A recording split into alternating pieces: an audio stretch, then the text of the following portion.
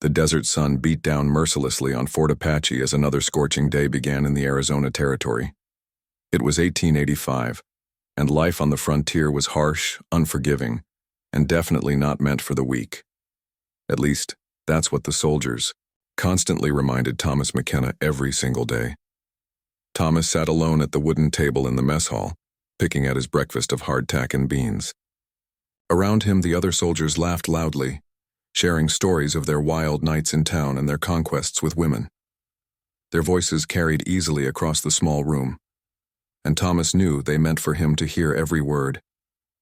"Hey, St. Thomas," called out Sergeant Murphy, a burly man with scars across his face from countless fights. "You hear about the dance they're having in town next Saturday? Maybe you should go. Might finally meet a lady who appreciates your gentle nature." The other men erupted in laughter. Private Johnson, barely older than Thomas but already seasoned by months of frontier life, slapped his knee. Can you imagine? Tommy boy trying to ask a girl to dance? He'd probably faint before he got the words out. Thomas felt his cheeks burn red. He kept his eyes focused on his plate, hoping they'd lose interest and move on to someone else. But Murphy wasn't done yet. "Come on now, boys," Murphy continued, his voice dripping with fake concern. "We shouldn't be so hard on our Thomas. After all, not every man is cut out for the rough life out here. Some are meant to stay home with Mama, reading books and drinking tea." More laughter filled the air. Thomas gripped his fork tighter, his knuckles turning white. These men didn't know him. They didn't know that he'd grown up taking care of his sick mother while other boys played outside. They didn't know he'd worked 2 jobs to keep food on the table after his father died. They didn't know he'd only taken this job at the fort because it was the only way to send money home to support his younger sister. All they saw was a quiet man who didn't drink heavily, didn't visit the local brothels, and preferred reading to gambling. To them, that made him weak. That made him less of a man. "I heard he's never even kissed a girl," whispered Private Carson, though his whisper was loud enough for everyone to hear. 24 years old and still pure as fresh snow. Must be some kind of record. The laughter grew louder. Thomas felt something twist in his stomach. It was true. He'd never been with a woman. But it wasn't because he was afraid or uninterested. It was because he'd been too busy surviving, too busy being responsible for his family. While other young men were courting girls at church socials, Thomas was working double shifts and sitting by his mother's bedside during her long illness. "Maybe we should find him a nice school teacher," suggested Murphy. "Someone gentle and proper, though even she might be too much woman for our Tommy boy here." That did it. Thomas stood up abruptly, his chair scraping loudly against the wooden floor. The room fell silent for a moment as all eyes turned to him. He opened his mouth to speak, to defend himself, to tell them they were wrong about him. But looking at their smirking faces, their arms crossed in challenge, the words died in his throat. What could he say? That he was stronger than they thought? That he'd survived things they couldn't imagine? That taking care of a dying parent required more courage than anything they'd faced on the frontier? They wouldn't understand.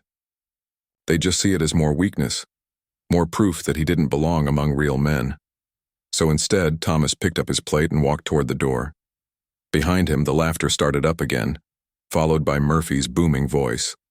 "There goes St. Thomas running away again. Don't worry, Tommy boy, we'll keep your secrets safe. All none of them." Thomas stepped outside into the blazing morning sun. The fort was already bustling with activity. Soldiers practiced drills in the courtyard while others tended to horses or repaired equipment. Everyone had a purpose. Everyone belonged somewhere. Everyone except him. He walked to the telegraph office where he spent his days sending and receiving messages between the fort and distant towns. It was quiet work, solitary work, and he was good at it. His careful handwriting and attention to detail meant important communications never got lost or garbled. But the other soldiers didn't see value in that kind of work. To them, if you weren't carrying a rifle and facing down Apache warriors, you weren't really a soldier at all. The morning passed slowly. Thomas sent reports about supply needs to the territorial headquarters and received updates about troop movements from other forts. Each message was a tiny connection to the outside world, to places where maybe he might fit in better. But for now, this was his life, and he had to make the best of it. Around noon, a commotion outside caught his attention. Through the window, he saw a group of soldiers gathering around someone on horseback. It was a woman, young, pretty, with blonde hair peeking out from under her bonnet. She wore a fine dress that marked her as someone important, probably the wife or daughter of an officer from another fort. Thomas watched as the soldiers competed for her attention, each trying to outdo the others with displays of charm and bravado. She smiled politely at their jokes and compliments, but there was something in her manner that suggested she'd seen it all before. "Hey, Tommy," Murphy's voice boomed across the courtyard. "Come meet Miss Elizabeth. She's the colonel's daughter, from Fort Grant. I bet she'd love to hear about your extensive experience with telegraph equipment." The soldiers laughed again, and Thomas saw the woman's eyes find his through the window. For a moment their gazes met, and he saw something unexpected there. Not mockery or amusement, but what looked almost like sympathy. She'd heard the joke too, understood the cruelty behind it. Thomas quickly looked away and returned to his work. A few minutes later, he heard approaching footsteps. When he looked up, the woman was standing in his doorway. "Excuse me," she said in a soft, cultured voice. "I was wondering if you could send a message to my father for me. The men outside said you were the best telegraph operator they'd ever seen." Thomas blinked in surprise. Had she really said that? Or was this another setup for some cruel joke? Yes, ma'am, of course. What would you like me to send?" She dictated a brief message to her father, and Thomas carefully transcribed her words in his neat handwriting. When he finished, she studied the paper with apparent admiration. "Your penmanship is beautiful," she said. "Much better than most men I've met. It takes a steady hand and a careful mind to write so clearly." Thomas felt his cheeks warm again, but this time not from embarrassment. "Thank you, ma'am. I've always tried to take pride in doing things properly." She smiled. A genuine smile. Not the polite one she'd given the soldiers outside. That's a rare quality. Don't let anyone convince you otherwise. After she left, Thomas sat in stunned silence. It was the first kind word he'd received from anyone at the fort in months. But even as it warmed his heart, he knew it didn't change anything. The soldiers would still mock him, still treat him like an outsider, still question his worth as a man. That evening, Thomas ate dinner alone again, while the others shared their usual stories of conquest and adventure. But their words seemed to bounce off him now, somehow less sharp than before. One woman had seen something worthwhile in him, even if it was just for a few minutes. Maybe that was enough to keep going. As he prepared for bed that night, Thomas looked out his small window at the desert stretching endlessly in all directions. Somewhere out there, beyond the reach of Murphy's cruel laughter and the others' dismissive looks, was a different kind of life waiting for him. He just had to find the courage to reach for it. He didn't know that his moment of destiny was already approaching, carried on desert winds and Apache horses, in the form of a woman who would see in him not weakness, but a strength his own people had been too blind to recognize. The mockery that stung so deeply today would soon seem like nothing more than the ignorant chatter of men who had no idea what real courage looked like. But that revelation was still to come. For now, Thomas McKenna was just a lonely man trying to find his place in a world that seemed determined to reject him, unaware that sometimes the greatest warriors are forged not in battle, but in the quiet moments when a person chooses to remain kind, despite all the cruelty around them. 3 weeks had passed since the incident with Colonel's daughter, and the mockery at Fort Apache had only gotten worse. The other soldiers seemed to take Thomas's brief moment of kindness from a visitor as proof that he needed their protection, like some helpless child who couldn't handle real frontier life. Every evening after finishing his telegraph duties, Thomas found himself walking further and further from the fort. The desert offered him something the barracks never could: silence. No cruel laughter, no whispered jokes about his innocence, no reminders that he didn't belong among these hardened men. On this particular evening, the sun was painting the sky in brilliant oranges and purples as Thomas followed a barely visible trail into the rocky hills. He'd discovered this path weeks ago, and it led to places where the only sounds were wind through stone and the distant call of desert birds. Out here he could think clearly, could remember who he was beneath all the doubt his fellow soldiers had planted in his mind. The trail wound between towering red rocks that looked like ancient sentinels guarding secrets from long ago. Thomas had always been drawn to places like this, quiet spots where a man could feel connected to something larger than himself. Back home in Boston, he'd spent hours walking through old cemeteries and abandoned gardens, finding peace among the forgotten stories carved in stone and growing wild in untended corners. As he rounded a bend in the path, Thomas heard something that made him stop dead in his tracks. It was the sound of water, not just the trickle of a desert seep, but the actual bubbling of a real spring. In this harsh landscape where every drop was precious, finding water was like discovering buried treasure. He followed the sound through a narrow gap between two massive boulders and emerged into a hidden canyon he'd never seen before. At its center was a crystal-clear pool fed by a spring that bubbled up from deep underground. Green grass grew around its edges, and small wildflowers added splashes of color to the rocky walls. It was like stepping into a different world. Secret garden hidden in the middle of nowhere. Thomas was so amazed by the beauty of the place that it took him several seconds to notice he wasn't alone. A young woman lay motionless beside the spring. At first glance, Thomas thought she might be sleeping, but something about her position looked wrong. She was twisted at an odd angle, and there was blood matted in her long, dark hair. For a moment, Thomas froze. His training kicked in. This was Apache territory, and any encounter with the local tribes was supposed to be reported immediately to his commanding officer. Fraternizing with Apache people was strictly forbidden and could result in court-martial or worse. But as he looked at the still form beside the water, all thoughts of military protocol vanished. This was a human being, and she was hurt. Thomas rushed to her side and knelt carefully beside her. She was young, probably around his own age, with the distinctive features and clothing of the Apache people. Her buckskin dress was torn in several places, and her left arm lay at an angle that suggested it might be broken. Most concerning was the wound on her head, not life-threatening, but serious enough that she'd lost consciousness. Near the spring lay the scattered remains of what looked like a riding harness. Thomas pieced together what must have happened. The woman had been riding through this area when her horse had thrown her. She'd struck her head on the rocks and been knocked unconscious. In this heat, without water, she could die within hours. Thomas had learned basic medical care during his training, but more importantly, he'd spent years nursing his sick mother. He knew how to clean wounds, how to check for serious injuries, how to help someone who couldn't help themselves. Working quickly but gently, Thomas tore strips from his own shirt to make bandages.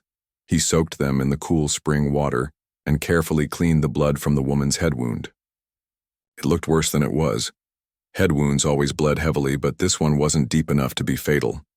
Her arm was definitely broken, but it was a clean break that could heal properly with the right care. Thomas used more strips from his shirt to create a makeshift splint, working with the same careful attention he'd brought to every task throughout his life. As he worked, Thomas found himself studying the woman's face. Even unconscious and injured, there was something striking about her features.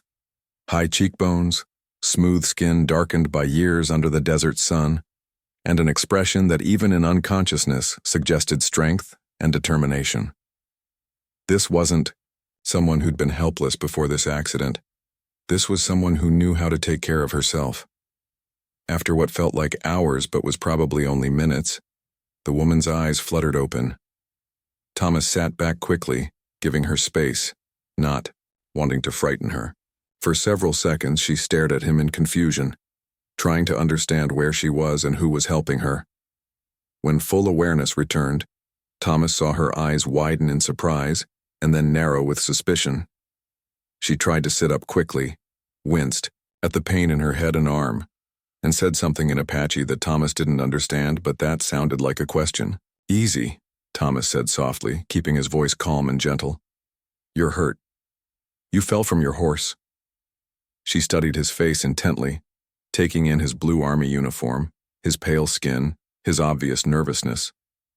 Thomas realized she was probably just as worried about this unexpected encounter as he was. To her, he represented the U.S. military that had been fighting her people for decades. She had every reason to be afraid. But instead of fear, Thomas saw something else in her dark eyes: curiosity. She looked at the careful bandages he'd applied, at the makeshift splint on her arm, at his own torn shirt that had provided the materials. Slowly, she spoke again, this time mixing Apache words with broken English. "You help me? Why you help?" The question hung in the desert air between them. Thomas could have given her the easy answer, that helping injured people was simply the right thing to do. But looking into her intelligent eyes, he sensed she would see through any simple response. She wanted the real reason. "Because you needed help," Thomas said finally. "And because—" He paused, struggling to find the right words. "Because maybe we're not so different, you and I. Maybe we both know what it's like to be on the outside, looking in." She tilted her head slightly, considering his words. Thomas wasn't sure if she understood everything he'd said, but something in his tone seemed to reach her. The suspicion in her eyes softened, replaced by something that looked almost like understanding. Slowly, carefully, she pushed herself into a sitting position. Thomas moved to help her, but she held up her good hand to stop him. She was testing her own strength, her own ability to recover from this setback. Thomas respected that and sat back on his heels, giving her the space she needed. "I am Ayana," she said, pronouncing each syllable clearly. "Daughter of Chief Nalnish." Thomas felt his breath catch. Chief Nalnish was one of the most respected Apache leaders in the territory. His daughter, this woman, was practically royalty among her people. And Thomas, a lowly telegraph operator, was sitting beside a hidden spring, having a conversation with her as if they were equals. "I'm Thomas," he replied. "Thomas McKenna." Ayana repeated his name quietly, testing how it sounded in her voice. Then she looked at him with an expression he'd never seen before. Not mockery, not dismissal, not the cruel amusement he'd grown so accustomed to at the fort. Instead, she looked at him with something that might have been respect. "Thomas McKenna," she said, "you have gentle hands, but strong spirit. I see this." No one had ever said anything like that to him before. The soldiers at the fort saw his gentleness as weakness, his kindness as foolishness. But Ayana saw something different. She saw strength in his compassion, courage in his willingness to help someone who by all rights should have been his enemy. The sun was setting now, painting the hidden canyon in shades of gold and red. Thomas knew he needed to get back to the fort before his absence was noticed, and Ayana needed to return to her people before they sent search parties looking for her. "Can you travel?" Thomas asked, gesturing toward the canyon entrance. Ayana tested her injured arm and nodded slowly. "Yes, I can manage, but Thomas McKenna—" She paused, studying his face one more time. "You saved my life today. My people will remember this kindness." As she prepared to leave, moving carefully but with obvious determination, Thomas felt something shift inside him. For the first time since arriving at Fort Apache, he felt like he'd done something that mattered, not because someone had ordered him to do it, not because it was his duty as a soldier, but because it was right. He helped Ayana to her feet and watched as she disappeared into the gathering darkness, moving through the desert with a grace that spoke of years spent in this harsh landscape. Before she vanished completely, she turned back once and raised her good hand in farewell. Thomas stood alone beside the hidden spring as full darkness settled over the desert. Tomorrow he would return to the mockery and isolation of fort life. But tonight he had touched something real, something meaningful. He had looked into the eyes of someone who saw him not as a failure or a weakling, but as a person worthy of respect. As he made his way back to the fort through the moonlit desert, Thomas didn't know that this encounter was just the beginning. He didn't know that Ayana would remember not just his kindness, but the way he'd looked at her. Not with the fear or hatred. 2 days after the encounter at the spring, Thomas found himself walking the same desert path again. He told himself he was just taking his usual evening walk, seeking the peace and quiet that only the wilderness could provide. But deep down, He knew the truth. He was hoping to see Ayanna again. The hidden canyon was empty when he arrived. Nothing but the gentle sound of water bubbling from the spring and the whisper of wind through stone. Thomas sat beside the water and tried to convince himself he wasn't disappointed. What had he expected? That the daughter of an Apache chief would risk another dangerous meeting with an enemy soldier? But as he prepared to leave, a small sound made him turn around. Ayanna stepped out from behind one of the large boulders, moving almost silently despite her injured arm, which was now properly bound with what looked like traditional Apache healing materials. "Thomas McKenna," she said, and he heard something in her voice that might have been pleasure at seeing him again. "You returned to this place." Yes. I come here sometimes to think, to get away from—" He gestured vaguely in the direction of the fort, not sure how to explain the loneliness and mockery that drove him into the desert each evening. Ayanna nodded as if she understood completely. "Your people, they do not see your worth." It wasn't a question. Somehow, in their brief encounter 2 days ago, she'd seen what Thomas himself was only beginning to recognize, that the soldiers' mockery said more about them than it did about him. "How is your arm?" Thomas asked, changing the subject because her insight hit too close to home. She flexed it carefully, wincing slightly. "It heals. You did good work. My grandmother, she knows much about healing. She says the white medicine man who helped me has skilled hands and kind heart. You told your grandmother about me?" Ayanna smiled, and Thomas felt his heart do something strange in his chest. "I tell her a blue coat saved my life. She is very surprised. She thinks maybe this blue coat is different from others she has known." They sat beside the spring as the sun set, and somehow conversation came easier than Thomas had ever experienced with another person. Ayanna's English was better than she'd let on during their first meeting.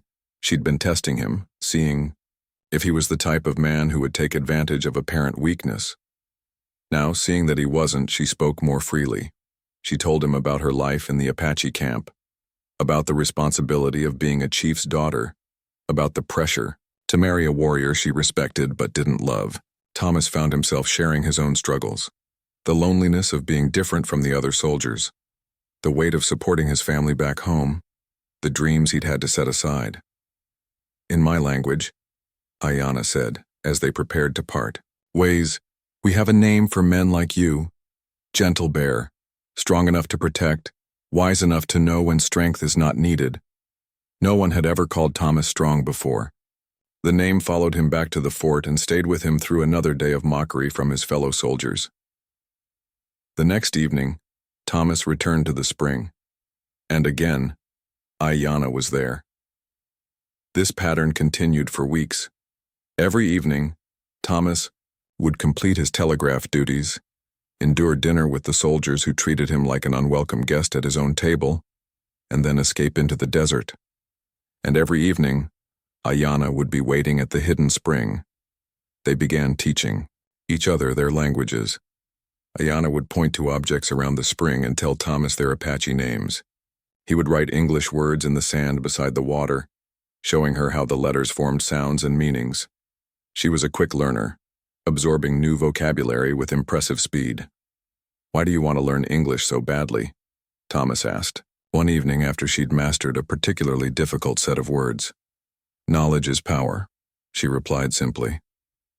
"The more I understand your language, the better I can protect my people when white men speak of treaties and agreements they do not intend to keep." Thomas felt a stab of shame at her words. She was right. He'd seen enough military correspondence to know that many promises made to the Apache people were broken almost as soon as they were signed. But he also heard something else in her voice, something that gave him hope. "You think it might be different someday? That our people might really understand each other?" Ayanna studied his face in the fading light. "I think some people already understand. Some people already see that skin color and tribe name are less important than what lives in the heart." As the weeks passed, their evening meetings became the center of Thomas's world. Ayanna taught him how to move quietly through the desert, how to read the signs that told of weather changes and animal movements. In return, Thomas shared his books, small volumes of poetry and philosophy that he'd carried with him from Boston. "Read this one again," Ayanna would say, pointing to a particular poem. She loved the rhythms of English poetry, the way words could be arranged to create music and meaning at the same time. Thomas would read aloud while she listened with complete attention, occasionally asking him to explain a word or phrase. Sometimes she would try to translate the meaning into Apache concepts, creating beautiful new interpretations that Thomas had never considered. "Your poets. They understand the heart of things," she said one evening after Thomas had finished reading a sonnet about love and longing. "They write about feelings that have no tribe, no color. Just human feelings." It was during one of these poetry sessions that Thomas first realized he was falling in love with her. Not just attracted to her beauty, though she was beautiful. Not just intrigued by her intelligence, though she was brilliant. He was drawn to something deeper, to her courage in meeting with him despite the danger, to her curiosity about his world, to the way she saw strength in qualities other people dismissed as weakness, but he also knew how impossible it was. She was Apache royalty. He was a nobody, a telegraph operator mocked by his own people and certainly not worthy of someone like her. Even if they'd been from the same world, the same culture, what did he have to offer someone so remarkable? Still, he couldn't stop the feelings growing stronger each evening. And sometimes when she looked at him with those intelligent dark eyes, Thomas thought he saw something similar reflected there. One night, Ayanna didn't come to the spring. Thomas waited until well after dark, worry gnawing at his stomach. Had she been hurt again? Discovered by her father? Decided that these meetings were too dangerous? She appeared the next evening with an explanation that made Thomas's heart sink. "My father, he chooses husband for me," she said without preamble. "Warrior named Kicking Wolf. Strong fighter, good hunter. He will make good alliance between our band and his family." Thomas felt like he'd been punched in the stomach. Of course, what had he expected? That the daughter of an Apache chief would remain unmarried forever, meeting secretly with an enemy soldier? That somehow their impossible friendship could continue indefinitely? When? He managed to ask. After next full moon. 3 weeks. They sat in silence beside the bubbling spring. Everything they'd built together, the shared language lessons, the poetry readings, the careful bridge between their worlds, would end in 3 weeks when Ayanna became the wife of another man. "Do you?" Thomas started, then stopped. He had no right to ask if she loved this warrior, if she wanted this marriage, if she felt anything for the gentle white man who'd become such an important part of her evenings. "I do not love him," Ayanna said quietly as if reading his thoughts. "But love is luxury for people like you and me. I have duty to my father, to my people. Kicking Wolf is good man. He will protect me, give me children, help lead our people in difficult times ahead." "And what about what you want?" Thomas asked, knowing he was stepping into territory where he had no right to go. Ayanna looked at him for a long moment. "What I want is not possible, Thomas McKenna. What I want exists only here beside this spring in these stolen hours when the world pretends we do not exist." The admission hung between them like a bridge neither quite dared to cross. Thomas felt his heart hammering against his ribs. She'd just confirmed what he'd hardly dared to hope, that she felt something for him too, something that went beyond friendship or curiosity about his culture. "Maybe," Thomas began, then stopped. What was he going to suggest? That she run away with him? That she abandon her people, her responsibilities, her entire world for a man who couldn't even earn the respect of his own fellow soldiers? "I know," Ayanna said softly. "I think these same impossible thoughts." As the wedding date approached, their meetings took on a desperate quality. They both knew their time was running out, that soon this magical interlude between worlds would have to end. But neither could bear to stay away from the spring, from each other, from the one place where they could simply be themselves without the weight of expectations and impossibilities. Thomas found himself memorizing everything about these evenings. The way Ayanna's eyes lit up when she mastered a difficult English phrase, the sound of her laughter when he attempted Apache words with his Boston accent, the comfortable silences that fell between them as they watched stars appear in the desert sky, whatever, huh? The trouble started on a Tuesday morning when Thomas arrived at the telegraph office to find 3 grim-faced officers waiting for him. Major Phillips, the fort's commanding officer, stood with his arms crossed, while 2 MPs flanked the door, like guards. "McKenna," Major Phillips said without preamble, "we need to have a serious conversation." Thomas felt his stomach drop, but he kept his voice steady. "Yes, sir, how can I help you?" "It's more about how you've been helping yourself," the major replied coldly. "And more specifically, how you've been helping our Apache neighbors with information they shouldn't have." The accusation hit Thomas like a physical blow. "Sir, I don't understand. I would never—" "Wouldn't you?" Major Phillips interrupted. "Because we have some interesting evidence that suggests otherwise. Evidence that you've been passing military intelligence to Apache scouts. Evidence that explains how they've been staying one step ahead of our patrols for the past month." Thomas's mind raced. It was true that recent Apache movements had seemed unusually well informed about Army activities. Several planned operations had failed because the Apache seemed to know exactly where the soldiers would be and when. But Thomas had nothing to do with that. "Sir, with all respect, I've never passed information to anyone outside this fort. Every message I've sent and received is logged in the official records. You can check." "We already have," Major Phillips said, grimly. "And what we found is very interesting. Your duty logs show you've been leaving the fort almost every evening for the past several weeks. Long walks into Apache territory, supposedly for your health." Thomas felt the walls closing in around him. His evening walks to meet Ayanna. How had they found out? Had someone been following him? Had they seen him with her? "Sir, I take walks to clear my head after long days at the telegraph. That's not a crime." "No, but meeting with enemy agents is, and we have witnesses who've seen you in deep conversation with Apache individuals during these little excursions of yours." This was it. They knew about Ayanna. Thomas's first instinct was to protect her at all costs, even if it meant taking the blame for something he hadn't done. "I want to know exactly what you've been telling them," Major Phillips continued. "I want to know how they've been getting information about our patrol routes, our supply schedules, our operational plans." "I haven't told anyone anything," Thomas said firmly. "Whatever information they have, it didn't come from me." Behind Major Phillips, Thomas caught sight of Sergeant Murphy smirking in the doorway. Something about that expression made Thomas's blood run cold. This felt too convenient, too perfectly timed to destroy him just when he'd finally found something meaningful in his life. "The evidence says otherwise, McKenna. Private Johnson witnessed you meeting with an Apache woman on multiple occasions. Private Carson saw you sharing what appeared to be documents with her, and Sergeant Murphy here has testified that you've been acting suspiciously for weeks.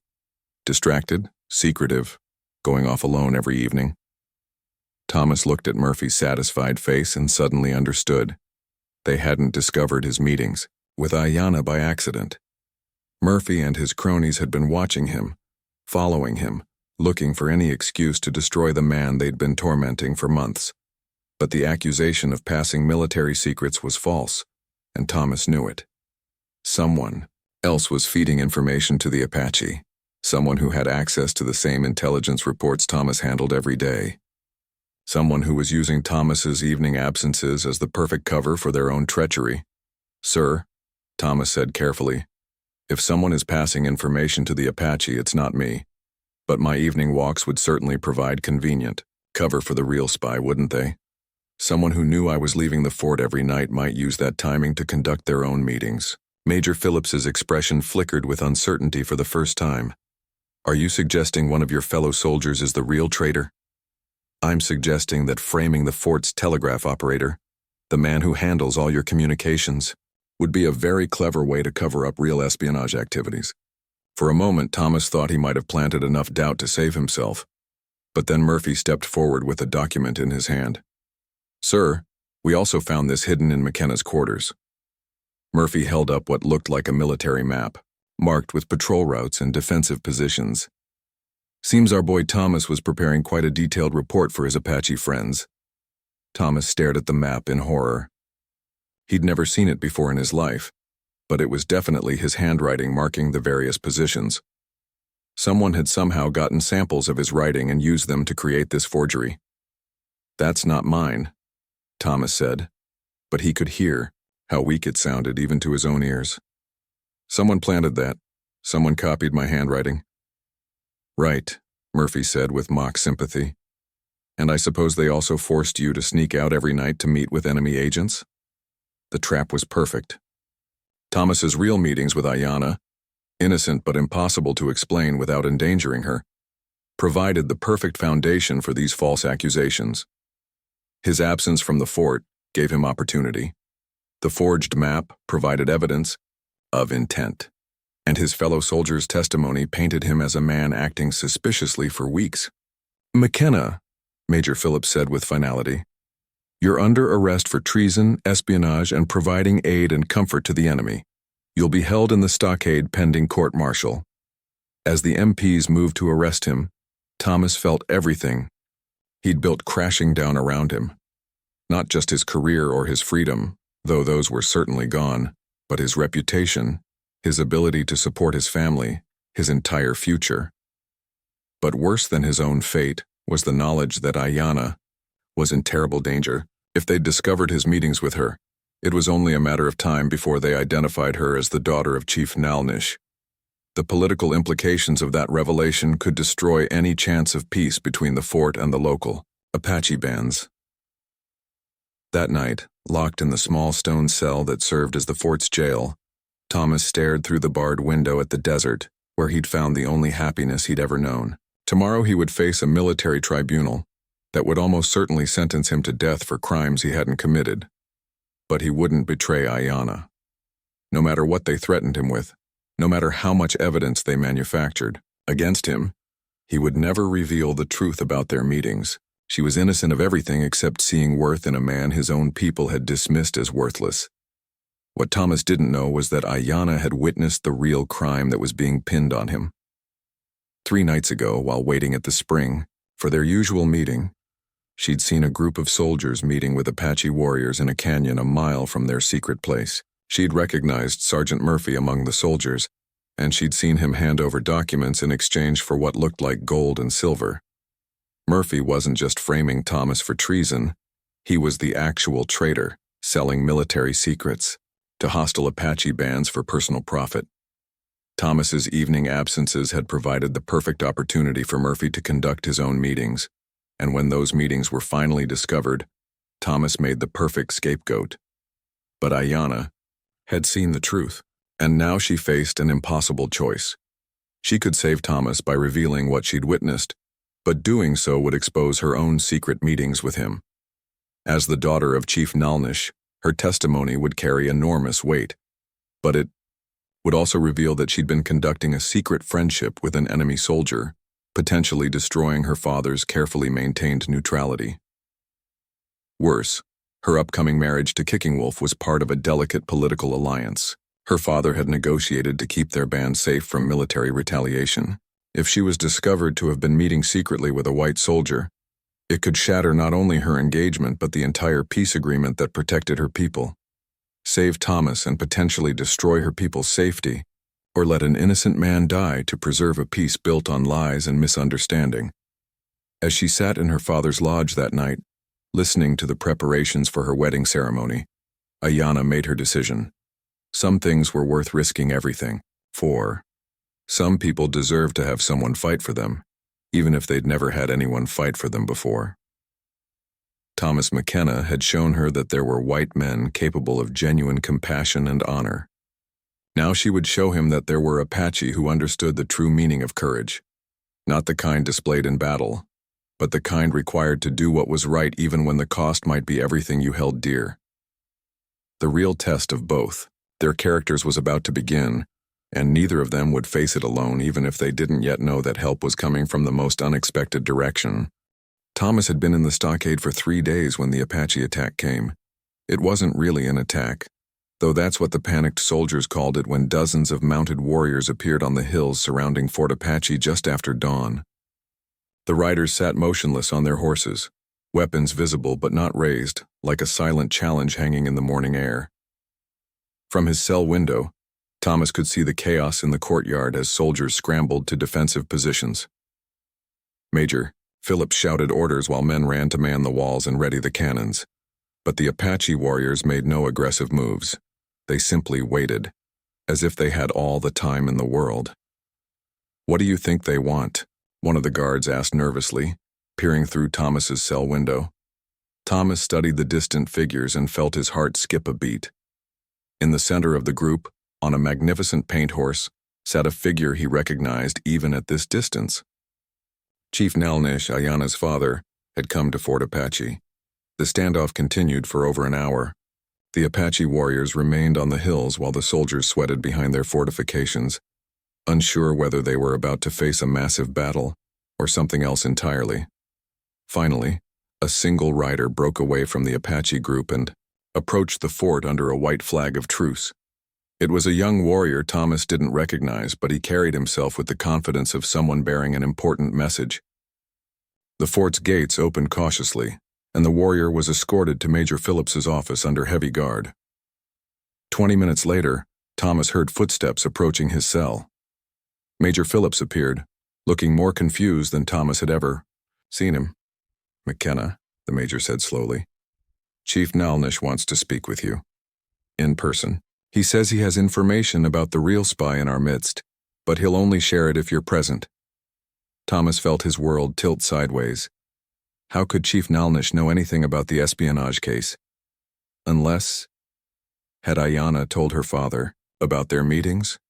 Had she revealed Thomas's identity to save him? "Sir, I don't understand. Why would an Apache chief want to speak with me specifically?" "That's exactly what I intend to find out," Major Phillips replied grimly. "You're coming with me to hear what he has to say. But McKenna, if this is some elaborate trick, if you're in league with them somehow, I swear I'll personally put the rope around your neck." The meeting took place in the fort's main assembly hall, with Thomas flanked by armed guards and Major Phillips seated across from Chief Nalnish. The Apache leader was exactly as Thomas had imagined from Ayana's descriptions: tall, dignified, with intelligent eyes that seemed to see everything. Two of his warriors stood behind him, hands resting casually on their weapons, but what shocked Thomas most was seeing Ayana enter the room behind her father. She wore traditional Apache ceremonial dress, her long hair braided with silver ornaments, and she carried herself with the regal bearing of someone born to leadership. She looked magnificent and terrifying, because Thomas knew that her presence here meant she'd sacrificed everything to save him. Chief Nalnish studied Thomas for a long moment before speaking in heavily accented but clear English. "You are the one they call Thomas McKenna, the gentle bear who helped my daughter when she was injured." A murmur of surprise went through the assembled officers. Major Phillips leaned forward sharply. "Chief, are you saying this man has had contact with your daughter? Because that would confirm—" "It confirms nothing except that he is a man of honor," Chief Nalnish interrupted. "My daughter has told me of your meetings at the Hidden Spring. She has told me of your kindness, your respect, your gentle heart, that sees beyond the color of skin to the spirit within." Thomas felt his cheeks burn with embarrassment and terror. Ayana had told her father everything. Their secret was exposed, and now they would both pay the price. But Chief Nalnish wasn't finished. "She has also told me what she witnessed 3 nights past. She saw your Sergeant Murphy meeting with warriors from a hostile band, trading your military secrets for gold. She saw him plan to place blame on the innocent man who had shown kindness to his daughter." Every eye in the room turned to Sergeant Murphy, who had been standing near the back with several other non-commissioned officers. His face had gone pale, and Thomas saw his hand move instinctively toward his sidearm before he caught himself. That's ridiculous," Murphy stammered. "Why would anyone believe the word of an Apache squaw over a United States soldier?" The insult hung in the air like a physical blow. Chief Nalnish's eyes went cold as winter stone, and his warriors tensed visibly. But it was Ayana who stepped forward, speaking in English so clear and precise that it commanded the attention of everyone in the room. "Because this Apache woman has proof," she said, producing a leather pouch from her ceremonial dress. "Because I followed you after your meeting and retrieved this from where you dropped it in your haste to return to the fort." She poured the contents of the pouch onto the table in front of Major Phillips. Gold coins scattered across the wood, along with a piece of paper covered in Murphy's distinctive handwriting. A detailed list of patrol schedules and supply routes. that matched exactly the information the hostile Apache had been using to avoid Army operations. Murphy's face went from pale to flushed as he realized he'd been caught. "You can't trust anything she says. She's lying to protect her lover boy there. Everyone knows McKenna's been sneaking out to meet with her." "Yes," Chief Nalnish said calmly. "My daughter has been meeting with Thomas McKenna, and in those meetings, she learned something your soldiers apparently do not know. That true strength comes not from cruelty or violence, but from compassion and honor." He stood and walked over to where Thomas sat between his guards. Looking down at the young telegraph operator, Chief Nalnish spoke in a voice that carried the weight of absolute authority. "My daughter tells me you are mocked by your own people for your gentle nature. They call you weak because you do not boast of violence or speak crudely of women. They see your kindness as something shameful." Thomas nodded, unable to speak. "Where was this leading?" "In my culture," Chief Nalnish continued, "we have a different understanding of strength. We honor the warrior who protects the innocent, who shows mercy to the defeated, who chooses peace when others choose conflict. We honor the man who sees all people as human beings deserving of respect." He turned to address the entire room, his voice carrying easily to every corner. "Thomas McKenna risked his own safety to help an injured enemy. He showed respect to my daughter when he could have taken advantage of her vulnerability. He treated her as an equal when your society teaches him to see Apache as less than human. And when accused of crimes he did not commit, he chose to protect her reputation rather than save himself with the truth." The chief's eyes swept across the assembled officers, lingering meaningfully on each face. "This is what we Apache call a true warrior. Not the man who is quickest to violence, but the man who is strongest in character. Not the one who conquers through force, but the one who wins through honor." Then Chief Nalnish did something that shocked everyone in the room. He removed a beaded medallion from around his neck, clearly an item of great significance, and placed it over Thomas's head. "My daughter has chosen to call you her warrior, Thomas McKenna. Not because you fight battles with weapons, but because you fight a harder battle every day. The battle to remain true to your principles in a world that rewards cruelty and punishes compassion." Ayana stepped forward then, her eyes bright with unshed tears of pride and determination. "I reject the marriage arranged by my father," she announced in a voice that carried to every corner of the room. "I choose instead the man who showed me that there can be peace between our peoples, that there can be understanding between those who are taught to hate each other." The room erupted in shocked murmurs and protests, but Chief Nalnish raised his hand for silence. "My daughter is wise, beyond her years," he said. "She sees what I have been too slow to recognize, that the path to peace between Apache and white man lies not in treaties signed by leaders who do not trust each other, but in individual acts of courage and compassion that prove such trust is possible." Major Phillips found his voice at last. "Chief Nalnish, with all respect, this is highly irregular. Military protocol doesn't allow— Your military protocol allows innocent men to be condemned for the crimes of the guilty," the chief replied, pointedly. "Perhaps it is time for new protocols based on justice rather than convenience." As if summoned by his words, two of the chief's warriors stepped forward and efficiently restrained Sergeant Murphy, who had been edging toward the door. The evidence of his guilt was overwhelming, and even his fellow soldiers seemed to be keeping their distance from him now. "The real traitor stands exposed," Chief Nalnish announced. "Thomas McKenna's name is cleared, and my daughter has chosen her path." In the stunned silence that followed, Ayana walked over to Thomas and took his hands in hers, speaking so that everyone could hear. "You showed me that a man can be strong without being hard, brave without being cruel, powerful without being violent. In our language there is a word for such a man, gentle bear.